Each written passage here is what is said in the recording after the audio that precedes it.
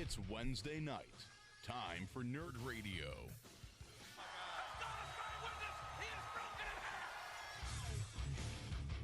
Welcome back to Nerdradio, part of the podcast network known as the BPod Studios Network, and of course on WRIF.com. My name is Chuck B, and I'm in the studio with a whole host of people. Of course, we've got James, who is usually here for Nerdradio. Hello. Yes. Justin is hanging out with us from the One Fall Show podcast. Amy is here, and the reason we're all in studio is AEW's wrestling renaissance man, Mr. Chris Jericho. All right. Has joined us. Yes. Because you're in town this tonight for... I am in town. It's official. Our first AEW show here in the Motor City. We're getting AEW Blood and Guts, which I know we're all super psyched for.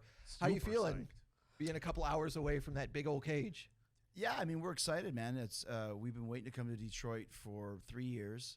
Obviously, we came out of the gate really strong, and then the lockdown and the pandemic happened, so we did 9 months of wrestling in front of no people in Jacksonville. So now that we're back, you know, there's big markets that we never even had a chance to come to, in Detroit being one of the biggest. So we knew it was going to be a big show right out of the gate. And then when we were trying to kind of planning the, you know, idea for Blood and Guts, where could we do it? When could we do it? Detroit just kind of jumped right out. And we're excited, man. I mean, we had Blood and Guts last year, but it was different because it was, you know, I think we had just started getting people into the venue. So there's probably, I don't know what we had, 800 people, 1,000 people. Yeah. Tonight, to me, is the official kind of debut. Even though we had 1 million people watching at home last year, tonight in front of, you know, 12, 13,000 people in a, you know, sold-out arena, a jam-packed arena, it's going to bring a whole extra energy and electricity to this match that it deserves and should have had last year. But now this year's going to have it. So I'm really looking forward to it because I think like I said, the electricity is going to be off the charts tonight. Well, I'd like to thank you for redeeming, I guess, the wrestling fireball spot, because as Hulk Hogan proved, that's not I don't know what a easy wrestling fireball spot is. Well, he's a man's wizard. That's true. That's true. We've seen other wrestlers try and throw a fireball, but none of them obviously were wizards. Because exactly right. For you, it's automatic. That's the difference. Just conjure them up in my hands works. whenever I want. So Yeah. that's the difference. So it's fantastic. See, it makes sense now, doesn't it? Oh, the wizard. What does that even mean? Well, that's what it means. It means you will never see a mistaken fireball because I'm a wizard and they weren't. Absolutely. And I mentioned at the top of the interview, you're kind of a wrestling renaissance man because you have reinvented yourself so many times over, and every one of them work, which is amazing and fascinating to see. Well, I mean, once again, it all boils down to being very influenced by David Bowie. Now, do I know every Bowie song? No. But I'm a very much influenced and interested and kind of studied his whole career trajectory.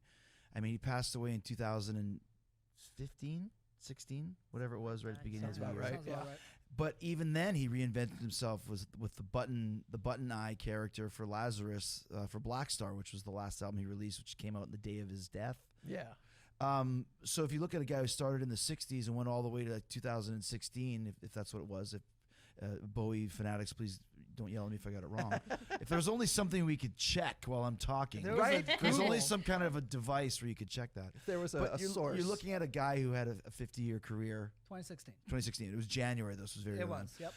He always changed. Always had a different character with the Ziggy Stardust, Aladdin Sane, the Thin White Duke. He had the Tin Machine. He had the Golden Years. He had the Goblin King. The Goblin King. Yeah, right, exactly. Can't forget that one. I always thought, like, if I'm going to be on TV every week for 52 weeks a year, I can't do the same thing all the time. Now, obviously, I've really embraced that concept over the last probably 10 years more than I did the first 20 years. But even still, I remember Pat Patterson always used to say, you always have a different facial hair every week. Yeah. You have a different costume every week, because I started realizing they would put out a different action figure for each pair of tights that you had. Yeah.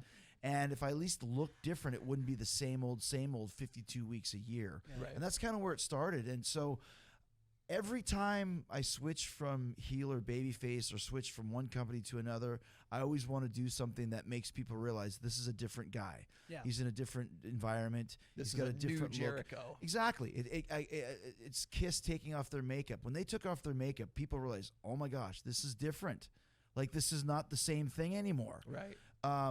how can that be? It's almost like, well, how can you not do a countdown clock or call yourself Y2J? And it's like, because it's done. It's over. Yeah. Because if I still was Y2J, I mean, that's 20 years with the same thing. You have to create new material. It'd be way outdated. You have it's to. 2022. You know, I just saw Paul McCartney a couple nights ago, and he plays, 5 or 6 new songs, and a lot of people don't know them. I don't care. I want to see them. Right. And as an artist, I would want to play them. Yeah. And so I'm always changing for that exact same reason. Excellent. Justin? So talking about doing different things, and we talk about Blood and Guts, is there any hesitation going into a match at this point in your career like that? We saw you take the big spot last year, falling off the top of the cage, doing those stunts. At this point in your career, is there any form of hesitation going into a wild match like this? Well, there's never hesitation, but there's always an element of danger. But there's an element of danger in every match that you have, you know, and that's something that you just accept. Now, obviously, we take all precautions and we're all professionals, but you still never know. Yeah. And this cage is massive. I mean, when you guys see it, it's bigger than anything that I've ever been in. It's bigger than Hell in the Cell. I'm excited. It's Nice. two rings and a double-sized cage as a result, and it's high as well. So, anytime you play with that sort of, play with ladders and play with cages, and they bite you. Yeah. And so you never really know what's going to happen. So is there hesitation? No. We all know what we're signing up for. Sure. Are you a little bit trepidatious? Yes. But is it very exciting? Absolutely, because it's once a year. We don't prostitute the Blood and Guts and do them, on a Sunday afternoon in Poughkeepsie just to pop a rating or whatever it may be. So we knew this was coming. Mm-hmm. It happens every summer, every June. Yeah. And it just worked with this Jericho Appreciation Society story. That started with Eddie and then went to Santana Ortiz, and then people never saw it coming that it was going to combine with Blackpool Combat Club, which makes me laugh, because I was like, how could you have not seen it coming? It was so obvious. And then, Bryan Danielson gets hurt, and so who do we bring in? Well, we bring in Claudio, which is going to be huge. So it just really, I keep saying, it really writes itself. Gotcha. And it has written itself, and there's people that get angry with me in that Eddie Kingston's in a Chris Jericho vortex. It's like, are you guys not watching the fucking story? Yeah. I mean, do you not like good stories? Do you not like watching movies where the story starts at the beginning and 3 hours later it ends? Oh, this movie's too long. It's like, well, I'm never prescribed to that. Yeah. I like long stories. Yeah. Okay. And to me, all I can ever do is satisfy myself. And I hold myself to a very high standard of what I'm doing. Yeah. So if I'm involved in a story, I'm writing a lot of it, and I always try and kind of figure out what's the long term here. Now, I don't push it to go longer just to go long. Yeah. But this story, I always say, let the story lead you. Mm-hmm. Don't try and lead the story. And the story just led us to different directions. Sure. Like I would love to be able to tell you, I came up with the Jericho Appreciation Society, and I knew there was going to be a Blackpool Combat Club, and I knew this was going to happen. No, I never. The idea originally was that I was going to end up teaming with Eddie Kingston, and maybe hook up with Moxley and be this 6-man ragtag group of angry vets or whatever. And then I got hurt, and then Eddie got hurt, and then the seeds were planted that maybe Santana Ortiz didn't win the titles because of me, and then Danielson wanted to use Garcia, but he was with the 2.0 guys, and I thought, why would they break those guys up? And then it's like, why don't we just form a whole new thing and then go against those guys and tell a longer story? So that's where we're at. In Blood and Guts, is this the end? It could be, or maybe we have more tricks up our sleeve. Yeah. It's any way you slice it. If you're in for the long haul and you like good storytelling, then just stick with it till the end, and then you can make your judgments and make your reviews. But people that are angry at me because I like telling long-term stories are the same ones that just want me to just disappear, and that's not going to happen either. So I just ban them. You're banned from watching the show. Don't watch. Don't watch tonight. You're not allowed. James? I just the one thing I want to do, I want to say in honor of the first time AEW is going to be in Detroit, and you're here on this podcast with us. Why don't we pop open a little bottle of the old bubbly? Very nice. this. Nice. We'll make a little moment here, a little memory. Like, There you how go. often can you say you've actually drank in A little bit of the glass of the bubbly Yeah. with Le Champion? I the won't be wizard? drinking because it's before the show, but I'll be gladly I gotcha. watching you have a Okay. little sip. Is there anybody else in? I don't blame you. Yeah, let's go. I'll do it. I'll Hopefully take Chris. The engineering department's not. They're going to be so upset. Don't We you? sold- Do we not I might be break clocked in anything. right now, but it's totally okay. I'll take Chris's. We I got sold. cups. We're not passing the bottle around. I like that here. you're getting under the desk, Amy. She's Like, leaving. I don't want to. You can tell I don't really open these up very often. Yeah, it's not easy, is it? duck and cover, my dear. See, she's smart. Those things that could take an eye out. This is what's called dead air. So we can tell another story instead of watching him open a freaking Yeah, might as champagne Yeah, bottle. I'll ask you a question. Please Yes, do. there you Let's go. be pros here, Amy. James is always Thank up to goodness. something. I'm Go a ahead. prop guy. Because you were talking about music, and I wanted to just segue to something real quick with your whole musical background with Fozzy. Wanted to know what it was like filming on the Beast for that roller coaster music video that you guys Oh. did for Sane. Yeah.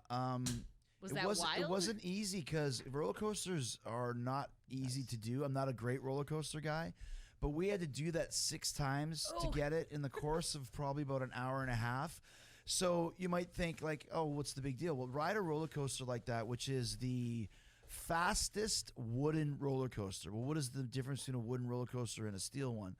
The wooden roller coaster is much more Rickety? but it's much more violent on your you feel like turns. You're click, feeling it a click, lot click. worse, Sure. right? Much more battering of your body, shall we say. So if you watch that video closely, you'll see not all 5 band members are in every shot because there was one of our guys, Billy, our guitar player, he could only do 4. But 2 of those 4 were kind of stopped due to technical difficulties. But when I say stopped, we still have to ride. When the thing leaves the station, the music isn't working. Tough luck. You got the next 3.5 minutes of getting thrown around to pull up and say, okay, let's try again. Then another time the camera didn't work. Too late, buddy. You can't stop and put it in reverse. So after we did the 6th one, that's where everyone was pretty green, and I was feeling it too, but I also have to act like the cool lead singer, and I got to lead the thing, looking into the camera and do all the lip syncing. And also, too, we're playing it at double speed because we have to get it done in the 2.5 minutes when it's a 4-minute song. So I got to sing, I am living inside this nightmare. I am, so I got to sing super song. Blah, blah, blah. So it was really hard because I know in the back of my head this is making me queasy, but I can't worry about show it. it. Yeah. So after the 6, I was like, we're done. You got all you got because if you need more, I can't fucking do it. So it was really cool, very original, very unique. And the reason why no one's ever done it before is because it's really, really hard. Yeah. But I'm glad we did it. It looks great and it's very original, but I probably will never go on a roller coaster again. I've had my fill. You're like, I'm done with that, man. I'm done. No, Yeah. it's such a cool video, and that's why I wanted to throw that one out there. And Thank I you, love yeah. the fact that you had talked about how musicians are inspiring some of your arc in wrestling too. So I just wanted to tell you that was really super interesting to me. So Well, I mean, when I first started in 1990, think about what was going on in wrestling at the time. Everybody was 6'8", 300 pounds. Yep. I'm not 6'8", and I never will be 6'8". But what I could do was I could concentrate on having the biggest personality and the biggest charisma on the shows, especially the local shows, because guys just weren't doing that. And that was like, I can do this. So what do I want to do? I want to be the ultimate rock and roll front man within the confines of a wrestling ring. So, yes, Hogan was great with the crowd and those types of guys, but I was looking more to Paul Stanley and David Lee Roth and Bruce Dickinson and Jagger and Freddie and those type of guys. So I used the element of rock and roll in wrestling from the start, so that when we started the rock and roll side of things for me, I just took the elements of wrestling that I was using in music that I had stolen from music in the first place. So it's very much all reciprocal. And the bottom line is, when you're wrestling or when you're on a stage as a frontman, the number one most important thing to do is to connect with the audience. Yeah. If you can connect with the audience, they'll always follow you and buy a ticket to see you. That's the number one most important thing. Matches, sorry to say, yeah, they matter, but it's great to have the total package, but you really don't. Yeah. I mean, look at Danhausen. You're wearing a Danhausen shirt. Yeah. He connects with the audience. People love him. They go nuts for this guy. I don't know if he's even had a match in AEW yet. If he's had, it's been very short. Yeah, but I think, you know, He's had one short singles and there you one go. tag. Point being, Hook, it doesn't matter. He's one of our most popular guys and one of the right. biggest merchandise sellers because he connects with the audience, and that's more important than anything else in wrestling and in rock and roll too. absolutely. Well, That's how you thank you. keep your fan base.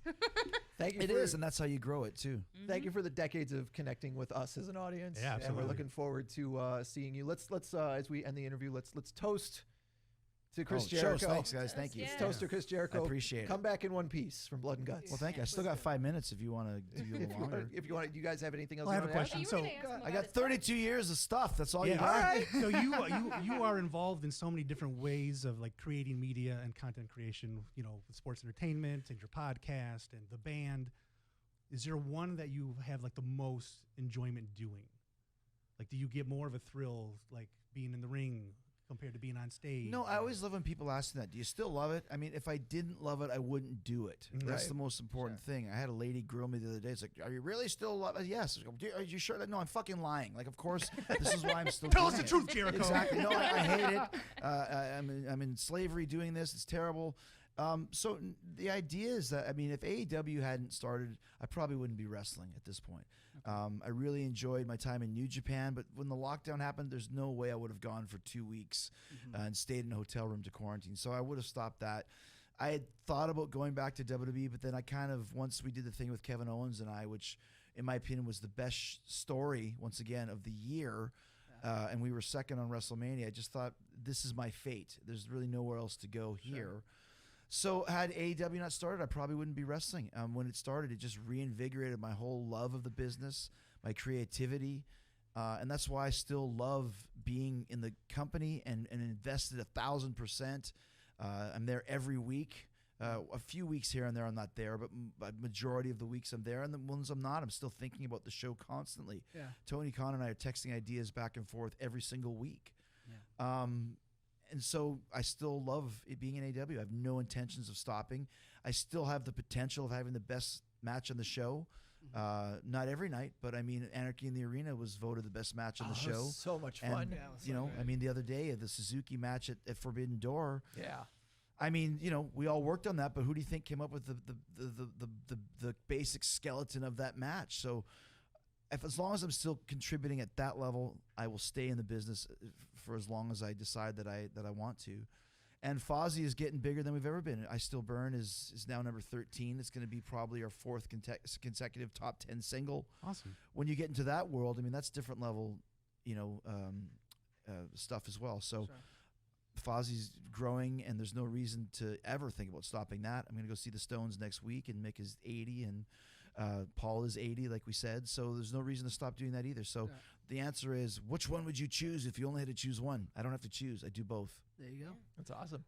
You mentioned too, you don't think too far ahead, but some things just come to you with AEW. But is there a program or a match, a superstar you hope to work that you We don't haven't use yet? the word superstar in AEW. We're pro wrestlers. My guy. They're sports entertainment. I thought you were sports entertainers. That part of the theme song, by the way, we talked about that, is fantastic. Is there a program that you Daddy haven't worked Magic. yet that you hope to super? I mean, it's whatever it may be? it's really hard to say because, like I said, you let the story lead you rather than trying to lead the story. Yeah.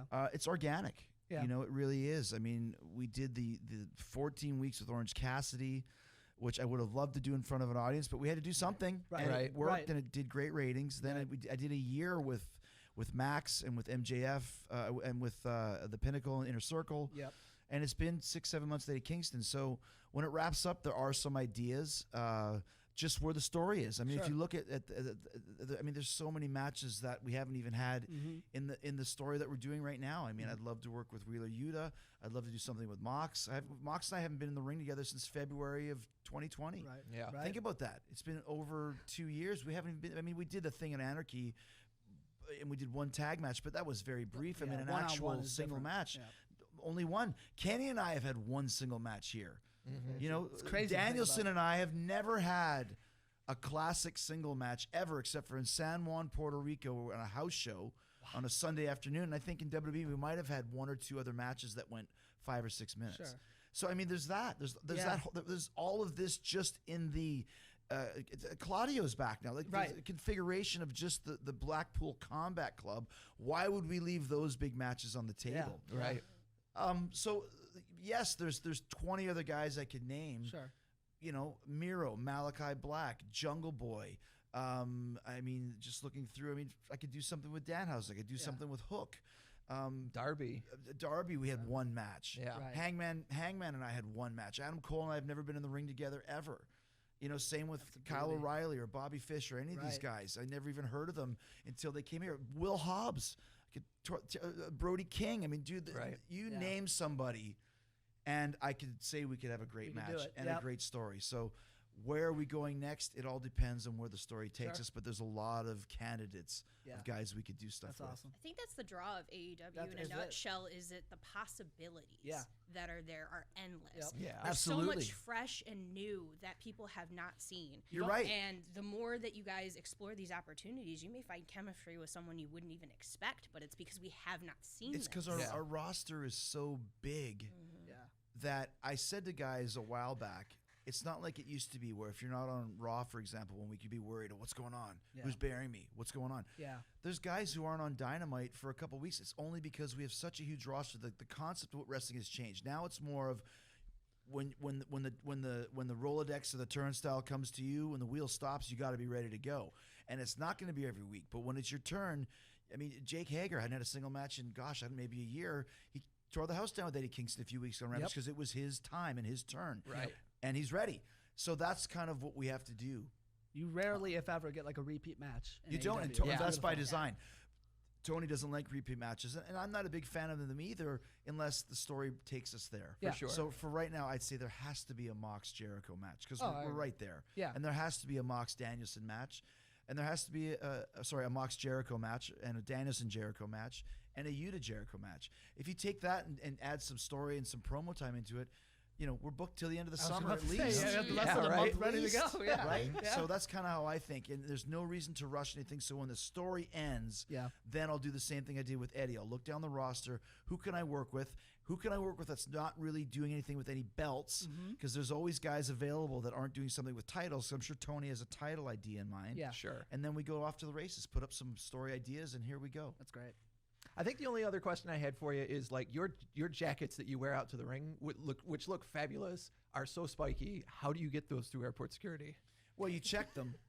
Which You can't- just let them you know can't- when it goes over. It's like, yeah, Well, that's my jacket. Well, yeah, I used to do it with the light up jackets because you couldn't put them in a check bag because if they get The batteries or moved something. around, the wires were so fragile. Right. Like that's what people thought. Like, oh my gosh, this is so cool. But they were all prototypes. Yeah. There's nothing else like them in the world. Sure.